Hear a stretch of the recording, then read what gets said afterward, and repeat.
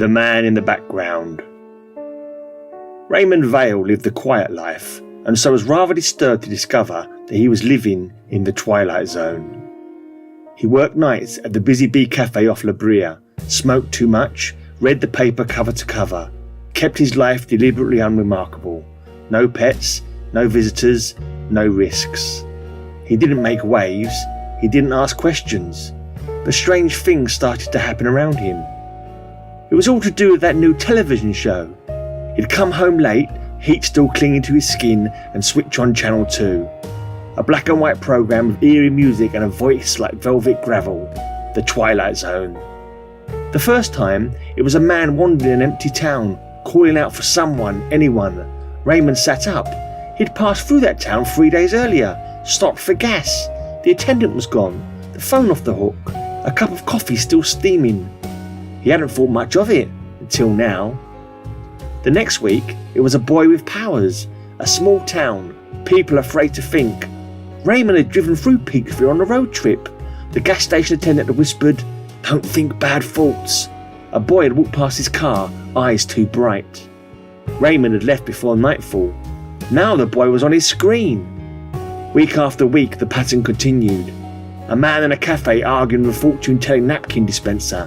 Raymond had served him pie. The cafe was off Brea. The show called it Ridgeville, Ohio.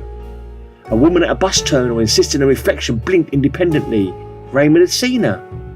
A man on a plane muttering about something on the wing. Raymond had changed seats. A couple in a department store lost on the 9th floor. Raymond had held the elevator. He saw a ventriloquist and his dummy at a show. They were on the episode that week.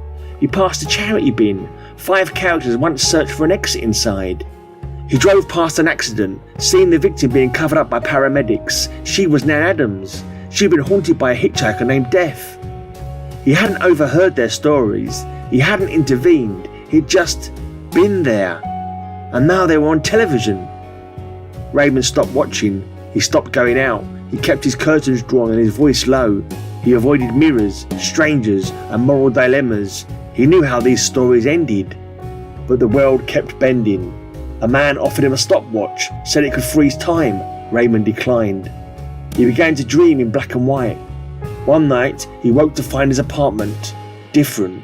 The furniture older, the lighting harsher, the air thick with static. He turned and saw him. Rod Serling stood in the doorway, crisp suit, cigarette in hand, eyes locked on Raymond. Submitted for your approval, Raymond Vale. A man who lived his life in the margins, convinced he was safe so long as he remained unseen. But in the Twilight Zone, even the background has a story. And tonight, it's his. Raymond tried to speak, but the words came out in narration. The camera panned, the music swelled, and the screen faded to black. Raymond builds a vault beneath his apartment, stockpiles food and supplies. Then the world ends.